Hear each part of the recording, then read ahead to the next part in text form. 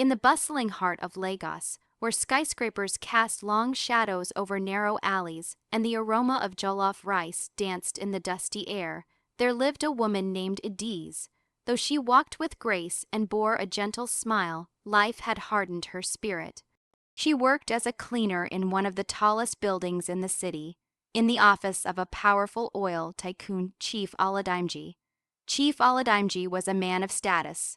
Known for his wealth, his influence, and his towering pride, he rarely noticed the help: maids, drivers, cooks.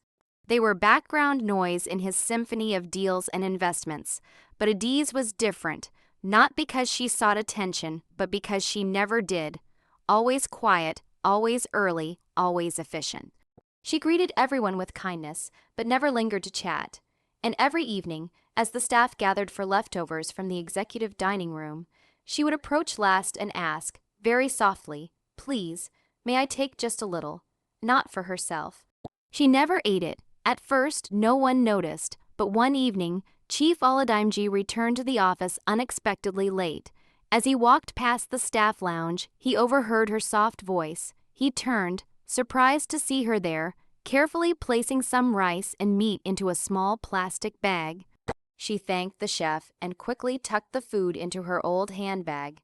The next morning, he asked his secretary, "Does Ediz not earn enough to feed herself?" "She's one of the highest paid cleaners, sir," the woman replied. "She's been with us 5 years, never taken a loan, never asked for an advance." Curious, Chief Aladimji started watching her discreetly. She never touched the office snacks, never complained, never seemed weak or hungry. Yet every day, she'd take leftover food in a plastic bag, always the same amount, always careful not to waste. One evening, consumed by curiosity, he instructed his driver to follow her discreetly after work. As dusk fell over the city, Ediz boarded a rickety bus, traveling far beyond the fancy districts, past the suburbs, into a forgotten part of town where potholes outnumbered streetlights. She got down, walked down a narrow alley filled with the scent of damp earth and open drains, then stopped in front of a crumbling building. She opened the rusty gate and slipped inside. Chief Aladimji, hidden in the shadows of his tinted SUV, waited. 5 minutes, 10. Then he got out and followed her on foot. What he saw through the broken window made his breath catch. Inside, on a thin mat in the corner of a nearly empty room, sat 5 children. Thin, wide-eyed, their bones too prominent, their limbs too frail. One was blind, another had a twisted leg. They weren't hers. They weren't even related. They were street orphans, abandoned, forgotten. Ediz knelt before them, opened the plastic bag, and began feeding them carefully, one by one, like a mother bird. She smiled, telling them stories between spoonfuls, wiping their faces, checking their wounds. "She comes every day," a soft voice said behind him. Startled, Chief Aladimji turned to see an old woman sitting near the entrance. "She brings them food, medicines, even sings them lullabies," the woman added. "Calls them her angels. Says no child deserves to feel invisible. She doesn't live here," he asked, his voice cracking. "No. She sleeps in a small kiosk near the market. Pays rent on this place just for them." Chief Aladimji stood in silence, watching Ediz laugh with the children, her eyes gleaming with purpose. A woman with so little, giving everything. That night, he couldn't sleep. Memories of his own childhood came flooding back. His mother crying because there was no food, his younger brother dying from malaria because they couldn't afford a hospital. He had clawed his way to wealth, promising never to be poor again. But in the process, he had forgotten compassion. The next morning, he waited in his office. When Ediz arrived, he asked her to come in. She entered nervously, wondering if she had done something wrong. "I saw you last night," he said quietly. Her eyes widened in shock. "I followed you," he continued. "I saw what you do, who you feed, the children." Tears welled in her eyes, but she said nothing. "Why didn't you ask for help?" he asked. "They've already been abandoned once," she said softly. "They don't need pity, just consistency." Chief Aladimji sat back, overwhelmed. "From today," he said, his voice firm, "you are no longer a cleaner. You will manage a foundation I will fund for street children, those 5, and more." She gasped, her hands shaking. "But I don't. I've seen enough to know you have the heart for it." From that day, the Udi's Foundation for Forgotten Angels was born, a place of shelter, education, and love for orphans across the city. Chief Aladimji donated land, built a center, and made Udi's its director, but he didn't stop there. He began volunteering, talking to the children, listening to their stories, learning their names. And every evening, when the sun dipped below the skyline and laughter echoed from the foundation's garden, you'd find Chief Aladimji there, no longer the cold tycoon, but a man rediscovering his humanity, one child at a time. All because of a woman who begged for leftovers, not for herself, but for hearts she refused to let starve. In the heart of Lagos, inside a glittering high-rise where marble floors reflected the wealth of the powerful, Adiz moved silently like a shadow. She wore simple clothes, always clean but well worn, and carried herself with a quiet dignity that made her nearly invisible among the buzzing executives and hurried office staff. No one paid her much attention. She didn't seek conversation, nor did she ever complain. She was always the first to arrive and the last to leave, cleaning every surface with precision and respect. But there was one peculiar thing about her that, over time, began to draw whispers. Every evening, after the staff had their fill from the leftovers of the executive meals, she would quietly approach the catering area and ask, in the softest voice, for a small portion of what remained. Not once did she eat it herself. She would politely request that it be packed separately, never touching the food with her own hands, then carefully place it into a worn-out plastic bag and tuck it deep into her handbag. She did this without ever making eye contact, as if hoping no one would notice. The chefs, assuming she was simply hungry or too proud to admit she needed help, obliged her each time, but even when more food was available, she never asked for more than a small share. No matter how hungry she might have been, her portion never changed. Some of the other staff began to wonder, why didn't she eat the food herself? She never took anything during lunch breaks, never joined others in the lounge. And on the rare occasion someone offered her a snack, she would smile warmly and gently decline, saying she'd already eaten, even though many suspected she hadn't. She never took leftovers home in a manner that suggested she was storing up for herself. She handled the food with the care one might reserve for medicine or something sacred. Some thought she was eccentric. Others believed she was hiding something. A few even mocked her in hushed tones, calling her the beggar with secrets. But she paid them no mind. Every evening, the same ritual continued, quietly receiving a small parcel of food and leaving the office swiftly after. She never lingered, never made eye contact, and never offered an explanation.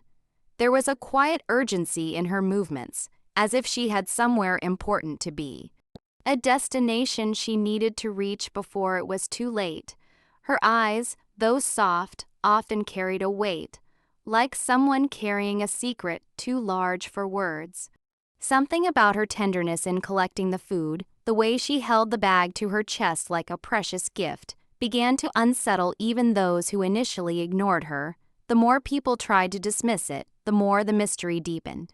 What could compel a woman who earned a decent salary, who showed no signs of destitution, to take leftover food with such reverence and routine? One evening, she arrived a few minutes later than usual, and the chef had almost cleared the pots. When she asked, her voice nearly cracked, not from anger or frustration, but from worry, as though something depended on that food. Her hands trembled slightly as she received the small share that was left, and she hurried out without saying another word. That night, one of the office staff quietly mentioned to the boss what they had seen over the past few weeks. Something about Adiz didn't add up, they said. Something about her habits seemed off, suspicious even. The next day, Chief Aladimji observed her for the first time, watched her repeat the same ritual with robotic precision. He didn't say anything, but inside, something stirred.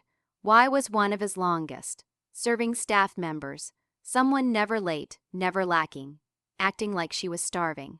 Why did she walk so fast after collecting leftovers? Why did her eyes dart around like someone guarding a secret? His curiosity, once idle, was now ignited. He needed to know the truth. Chief Aladimji was not the kind of man who paid attention to background noise. His life was built around big moves, oil deals, international meetings, government contracts. He spent his days in suits tailored in Milan and took calls from ministers and millionaires. The small people, the ones who cleaned his office or served his lunch, barely registered in his consciousness.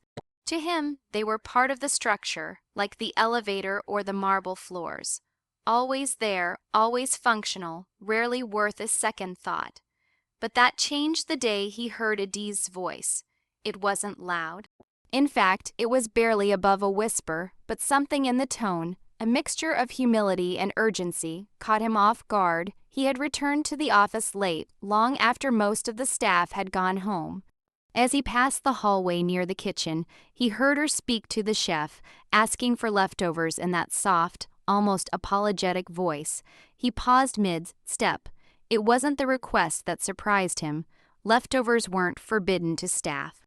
But it was how she asked, so gently, so carefully, as though she feared even the smallest judgment. She received the small parcel, nodded in thanks, and walked briskly away, clutching the food like something priceless.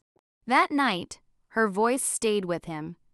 The next morning, he found himself watching her more closely, hiding his gaze behind reports and documents. Adiz moved through the office like she always had, quiet, efficient, respectful. She greeted the receptionist with a slight bow of her head, wiped down desks with careful precision, and never interrupted conversations. Nothing in her appearance suggested hardship. Her uniform, though plain, was always neat. She didn't wear heavy makeup or flashy jewelry, and she never took phone calls during work hours. If anything, she was the model employee, yet something felt off. She didn't partake in the free lunch offered to staff. She would sit alone during breaks, sometimes pretending to read a tiny book she always kept in her handbag. When others joked or laughed, she smiled politely but never joined in. She was present, but somehow separate, like she was in the room, yet never fully a part of it.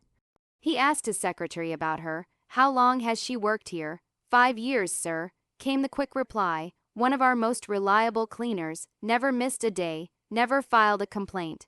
"Does she have children?" "No one knows, sir. She keeps to herself." "Has she ever borrowed money from the office fund?" "Not once." The answers only deepened the mystery. Why then was she begging for scraps like someone struggling to survive? She earned a modest but decent wage. She was punctual, never ill, never in debt. So why did she move with the air of someone living on the edge of something? Chief Aladimji had spent his life reading people in boardrooms, detecting lies, decoding motives, measuring greed. He had learned to sniff out deceit behind expensive cologne and empty smiles. And though Adiz wore none of those masks, he couldn't shake the feeling that she was hiding something, not out of dishonesty, but out of necessity. He started paying attention to details, noticed how she always left the office at the same time, how she never let anyone see inside her handbag, how she occasionally checked her wristwatch anxiously before dashing out. She wasn't just going home, she was going somewhere, and whatever it was, it mattered more than comfort, more than appearances, perhaps even more than her own dignity. One evening, he delayed his departure. He sat by his window, lights dimmed, watching from the 12th floor as staff exited the building. At precisely 6:17 p.m., he saw her step out of the side entrance. She moved quickly, her steps purposeful. She looked over her shoulder once, then disappeared into the fading Lagos traffic. He called his driver. "Tomorrow," he said, without explanation, "you'll follow that cleaner after work." Discreetly, "I want to know where she goes, no mistakes." He didn't quite know why he cared so much. He told himself it was because something about her didn't add up, and as the owner of the company, he had a right to know. But deep down, it wasn't about policy or suspicion. It was something more instinctive. Something in her silence had reached into a part of himself he hadn't visited in years. A place where memories of hunger and hardship still lived. He told no one of his plan. He simply waited, watched, wondered, because whatever Adiz was hiding, it was rooted in something deeper than survival. It felt like purpose, and that made him restless in a way he hadn't felt in a very long time. The sky was beginning to bleed into dusk as the traffic of Lagos choked the city in its familiar grip. Bright headlights reflected off honking buses. Roadside hawkers shouted their last pitches, and the thick scent of roasted corn and diesel hung in the air like a heavy curtain. From his black SUV, hidden in the shadows near a row of dilapidated buildings on the city's edge, Chief Aladimji sat in silence, watching. His driver, trained to be discreet, had trailed Adiz all the way from the office.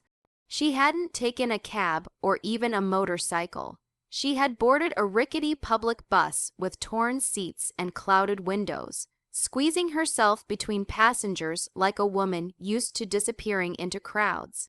For nearly an hour, the bus had weaved through congested roads, heading farther and farther away from the comfort of the city's polished heart, deeper into the forgotten outskirts where the streetlights flickered and the pavements had long been claimed by dust and neglect. Now, she walked briskly through a narrow footpath littered with broken bottles and discarded sachets of water. Her figure, cloaked in a faded shawl, moved with urgency, not like someone returning home to rest, but like someone racing against time. She stopped at the entrance of a building so broken it looked like it had survived a war. Its iron gate was rusted at the hinges, creaking under her gentle push. The paint on the walls had long peeled off, revealing wounded cement beneath. Roof sheets clanged loosely in the evening breeze, and from the outside it looked abandoned, empty, lifeless, unfit for habitation. But as Chief Aladimji stepped out of the vehicle and moved closer, he heard something, a faint sound. Laughter, children's laughter, light, fragile, but unmistakable. He crept toward a half-shattered window and peered inside. What he saw struck him like a physical blow. The room was small and dimly lit with a weak lantern, its yellow glow casting long, shaky shadows. On the floor, a threadbare mat barely covered the cracked cement. Sitting on it were 5 children, 3 boys and 2 girls, their bodies frail, their limbs too thin, their faces pale and marked by the kind of suffering no child should know. One of the girls had milky eyes that stared blindly into space. Another child, a boy who couldn't have been older than 5, dragged one of his legs behind him whenever he tried to move. Their clothes were torn and oversized, stitched and patched in multiple places. But in that moment they were smiling because Adiz was there. She knelt before them, her shawl now folded neatly beside her. In her hands, she held the same plastic bag she had carried from the office. One by one, she opened containers and began feeding each child, gently, patiently, carefully. She offered spoonfuls of rice, pieces of chicken, even small treats like groundnuts and sweet bread. Her eyes shone not with pity but with love, and her voice, though tired, rang with warmth as she spoke to them, teasing them, telling stories, making them laugh between bites. She wiped the blind girl's mouth tenderly, adjusted the crippled boy's sitting position, and stroked the hair of the youngest child, who leaned against her like she was his only safety in the world. None of them called her Mummy, but they didn't need to. Every movement, every glance, every whispered word made it clear. These children saw her as more than a caretaker. She was their light in the dark, their warmth in the cold, their hope in a world that had discarded them. Chief Aladimji stood frozen, unable to move. His chest tightened, the air around him thickened. He hadn't cried in years, perhaps decades, but now something was stirring beneath the armor of wealth and success he had built around himself. He hadn't just discovered where she went, he had discovered why. By day, she blended in like a background note in a familiar song. Steady, unassuming, always there, yet never demanding to be heard, Adiz's world was defined by silence. Not the absence of sound, but the deliberate quiet of a woman who had chosen to carry her burdens without burdening others. Her life was a balancing act, delicate, disciplined, and built on sacrifice. But no one truly saw it, because no one had ever bothered to look beyond her faded uniform and bowed head.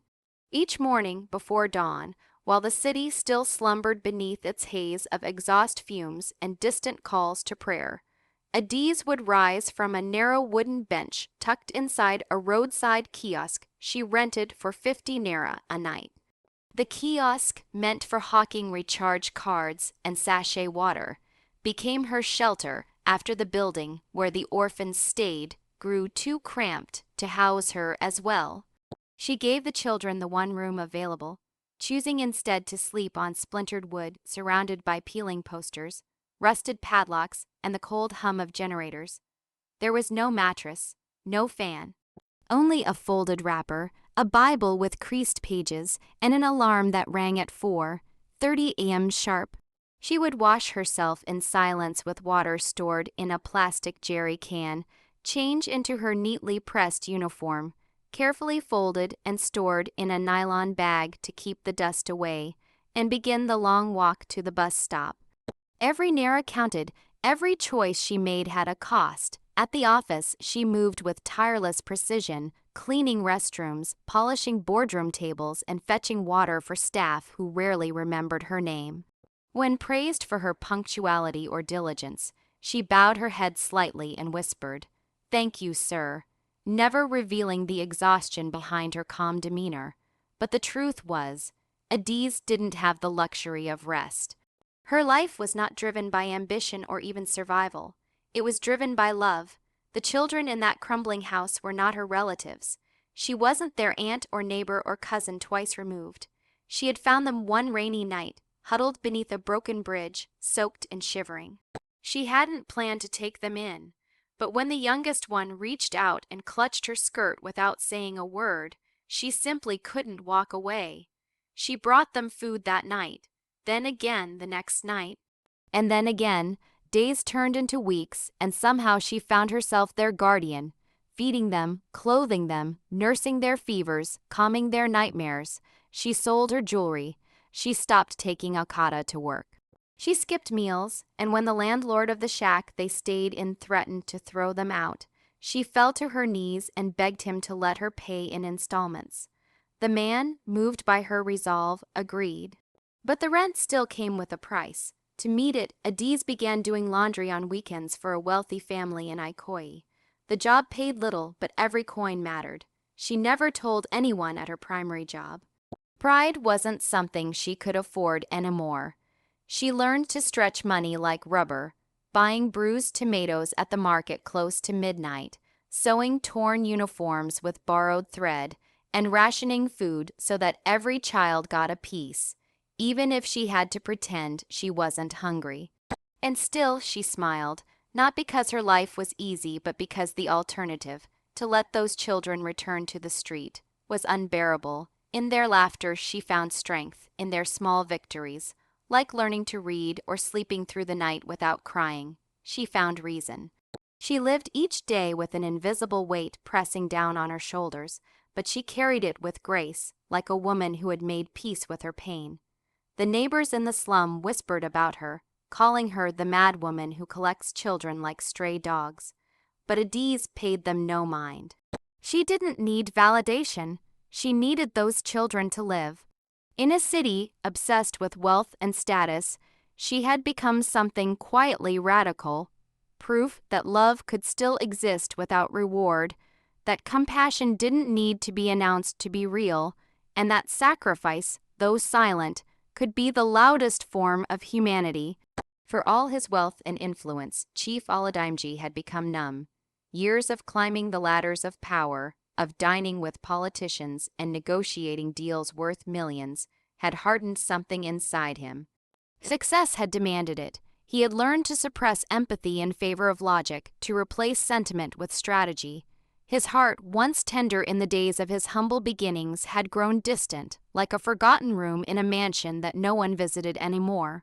He had everything: a mansion in Banana Island, a fleet of cars, children in foreign schools, and a name that commanded respect. But when he returned home at night, silence followed him into every room, and he'd grown used to mistaking that silence for peace. But that night, as he stood outside that crumbling building, watching Adiz feed those fragile children with the gentleness of a mother and the humility of a servant, something shifted, something deep, something long buried. He had come expecting answers, maybe even deception. A part of him had thought he would uncover a secret that would justify his growing suspicion. Perhaps she was selling the food or feeding some secret lover. But what he discovered instead wasn't just unexpected, it was shattering.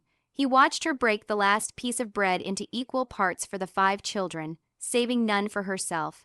He watched her dab their mouths with a torn cloth, humming a lullaby too old and pure for a city as cruel as Lagos.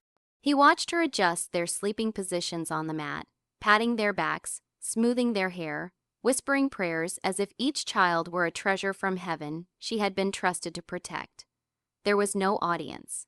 No cameras, no applause, just her and her quiet devotion to lives no one else cared about. And that was when it hit him. It wasn't just pity that filled his chest. It was recognition. In her selflessness, he saw a reflection of the man he used to be. The boy who once hawked pure water in the sweltering heat, who shared his only meal with his younger brother while his mother lay sick on a mat. He remembered how he had promised himself, back then, that if he ever became successful, he would never forget where he came from. He would use his blessings to bless others, but somewhere along the way, he had forgotten. He had become everything the world wanted him to be, powerful, respected, untouchable, yet standing in the shadows, watching a woman with nothing give everything, he felt small. Not because he lacked material wealth, but because she possessed something far greater. Purpose, compassion, strength that didn't shout but whispered through every sacrificial act. Tears burned in his eyes, not from guilt alone, but from awakening. From the sudden, painful realization that it was possible to have everything and still be poor in the ways that mattered. Adiz, with her worn clothes and cracked hands, was richer than most men he knew. Because while others collected money and influence, she had given herself, again and again, without expecting anything in return. His legs felt heavy as he stepped back from the window, his thoughts a storm of emotions he couldn't name. The children's laughter continued behind him, soft and unfiltered, and Adiz's voice floated through the cracked wall like a bomb, steady, soothing, sacred. He hadn't cried in years, not even when his own mother passed. But now, as he walked back to his car, his throat tightened, his vision blurred, and something inside him finally began to break open. It wasn't shame alone that moved him. It was something more profound. Something he had buried under contracts and car keys, under meetings and million-dollar deals. He had forgotten that true wealth wasn't measured in bank accounts, but in what a person could give when no one was watching. And now, confronted with that truth, he felt exposed, not by judgment, but by grace. The kind of grace that doesn't condemn, but calls a man to remember who he was before the world taught him to forget. The following days unfolded like a haze for Chief Aladimji, though he went through the motions, chairing meetings, reviewing proposals, nodding through presentations. His mind was elsewhere, haunted by images that refused to leave. Not nightmares, but memories, echoes, visions of Adiz's gentle hands feeding fragile mouths, of why, died children smiling through the hardship of life, of a small room dimly lit yet brimming with love. For the first time in years, he found himself waking in the middle of the night with a tightness in his chest that wasn't from stress, but from something deeper, something that felt like longing. He had built an empire, but somewhere along the way, he had lost himself in it. All his life, he had measured success by growth, more wealth, more assets, more control. He had built homes in cities across the globe, invested in tech, oil, and real estate. Yet not once had he built something that truly healed a wound or lit a candle in someone's darkness. His generosity had always come through the lens of tax write-offs and social standings, sponsorships branded with his name, donations calculated like investments, but what he saw in Adi's world was not investment. It was sacrifice without spotlight, it was compassion without condition, and suddenly all of it, the luxury, the prestige, the suits tailored to fit a version of himself that no longer felt real, felt small. He began to look inward to question, not just how he had been living, but why. He thought about his own childhood again, how it had been a village widow who fed him when his mother couldn't, a kind stranger who paid his week fees, an unknown donor who made it possible for him to study engineering. All his life, he had climbed ladders others had quietly placed beneath his feet, and yet, when he finally reached the top, he had never thought to look down and see who still needed lifting, but now he did. The vision began quietly, like a whisper, nothing grand, nothing loud, just a single thought that kept returning. What if I helped her? Not with a one-time donation, not with a handshake and a photo op, but with something real. Something lasting. He started asking questions in private, discreet inquiries about children's homes, orphan support, slum rehabilitation. He sent trusted staff to check on the children anonymously, to understand their needs, to confirm the situation without disrupting it. What they reported back broke his heart even more. The house was unregistered, the children had no legal guardianship, and Adiz, despite her efforts, was barely managing to keep them safe from disease, eviction, and hunger. He began visiting the location at night, sitting in his car across the street, watching the small, flickering light of the lantern from the broken window. He no longer saw just a house, he saw a seed. A beginning, a reason. In the office, he withdrew from his usual circles, avoiding the shallow conversations, the egos, the performative wealth. Something in him was shifting, cracking open to reveal a man he hadn't known still existed. His assistant noticed the change. He spoke more softly. He listened more closely. He no longer barked orders, and his eyes, once sharp and impatient, now carried a quiet intensity as though they were seeing beyond the obvious. He returned to the foundation he had once set up but left dormant for years, a forgotten branch of his corporation, once meant for CSR but never truly activated. He restructured it, hired staff who had worked in real orphan care, partnered with local NGO, and began drafting a plan, not just to support Adiz, but to replicate what she had done in that small house across the state. He funded a legal team to begin guardianship proceedings for the children. He contacted architects to design a safer, cleaner facility in the same neighborhood, so the children wouldn't have to be uprooted from the only place they knew as home. But even as he worked behind the scenes, he didn't approach Adiz immediately. He wasn't sure she would accept help if it came from him. He had seen the quiet pride in her eyes, the kind that came from someone used to being overlooked, yet unwilling to beg for pity. So he waited, he planned, he prepared, because this was not about charity. It was about dignity, about giving her the tools to continue the work she had already started. Not replacing her, but standing beside her, shoulder to shoulder. And somewhere in all that planning, that building, that remembering, he began to feel something he hadn't felt in years. Purpose. Not the kind that comes from profit or applause, but the kind that roots itself deep inside you and pulls you out of bed even on the hardest days. The kind that makes you look at your wealth and wonder, what good is all of this if it cannot change a life? And so, piece by piece, like a man reconstructing his soul, Chief Aladimji began shaping a new legacy, one not built on towers of glass or columns in the business section, but in the quiet spaces where hope flickers and people like Adiz choose to keep it alive against all odds. Redemption, for some, comes in grand gestures, in press conferences, in awards, in public apologies that trend on social media. But for Chief Aladimji, redemption came quietly, softly, and over time. It came not in the glare of flashing cameras, but in the silent resolve of a man determined to be different than he had been. It wasn't about undoing the past, because some things once lost could never be retrieved, but about choosing, day by day, to walk a new path, one step at a time, guided not by ambition, but by compassion. He began returning to the community where Adiz lived, not as a wealthy intruder, but as a humble observer. He listened more than he spoke. He visited other families on the street and spoke to mothers who had no jobs, children who had never seen the inside of a classroom. He walked through the market where Adiz bought leftover vegetables near closing time, and for the first time, he saw how invisible the poor were, not just in numbers, but in stories.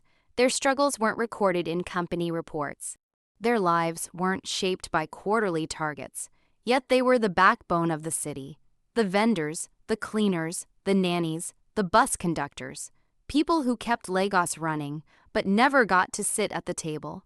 With each passing day, he found himself shedding the old skin of the man he used to be. He still wore suits, still held meetings, but there was a softness in his tone now, a gravity in his silence.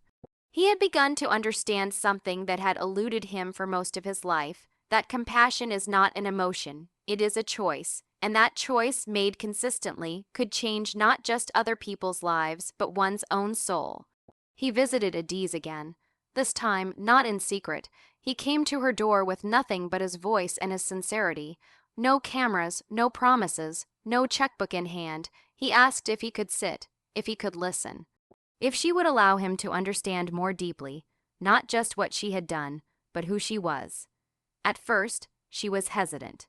She had lived long enough to know that help often came with strings, and that pity was a poor substitute for respect.